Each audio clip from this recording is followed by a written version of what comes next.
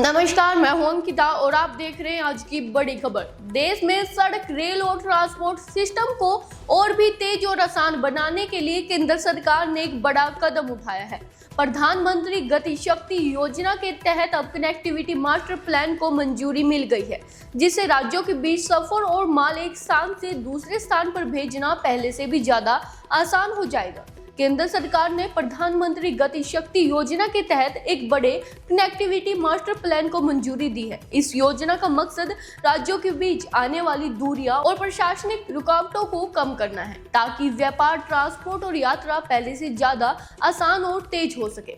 इन योजनाओं के तहत देश भर में करीबन 50 नए मल्टी मोडल हब्स बनाए जाएंगे। इन हब्स में रेल, सड़क और जलमार्ग को एक ही जगह से जोड़ा जाएगा, जिससे सामान की ढुलाई जल्दी और कम खर्चे में हो सके। सरकार भारी वाहनों और ट्रकों के लिए खास ग्रीन फैक्ट कॉरिडोर भी बनाएगी। इन कॉरिडोर की मदद से एक राज्य से दूसरे राज्य तक आसान सामान पहुंचाने में लगने वाला समय करीबन 3% तक कम हो जाएगा।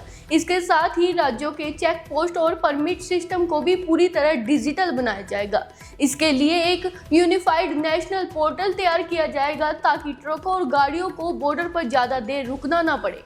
इस योजना को लागू करने के लिए सरकार ने करीबन 1.5 लाख करोड़ रुपए के फंड को मंजूरी दी है। ये पैसे उन राज्यों को दिए जाएंगे जो अपनी सीमाओं पर सड़क चौड़ी और ट्रांसपोर्ट सिस्टम को तेजी से बेहतर बनाएंगे। सरकार का मानना है कि इन योजनाओं से देश में रोजगार भी बढ़ेगा। अनुमान है कि अगले 2 सालों में निर्माण और लॉजिस्टिक सेक्टर में करीबन 10 लाख नई रोजगार पैदा हो सकते हैं। फिलहाल भारत में लॉजिस्टिक अब खर्चे जीडीपी का करीबन 13 से 14% है। सरकार का लक्ष्य रहेगा कि इसे घटाकर 8 से 9% पर लाया जाए। इन योजनाओं का सबसे ज्यादा फायदा पंजाब और हरियाणा जैसे राज्यों को मिल सकता है। ये दोनों राज्य कृषि और औद्योगिक के बड़े केंद्र हैं, इसलिए बेहतर सड़क और ट्रांसपोर्ट कनेक्टिविटी से यहाँ के व्यापार और किसानों को सीधा लाभ मिलने की उम्मीद है। सरकार का कहना है कि ये योजनाएं सिर्फ सड़क बनाने तक सीमित नहीं है, बल्कि ये केंद्र और राज्यों को मिलाने का काम करने का एक बड़ा उदाहरण है।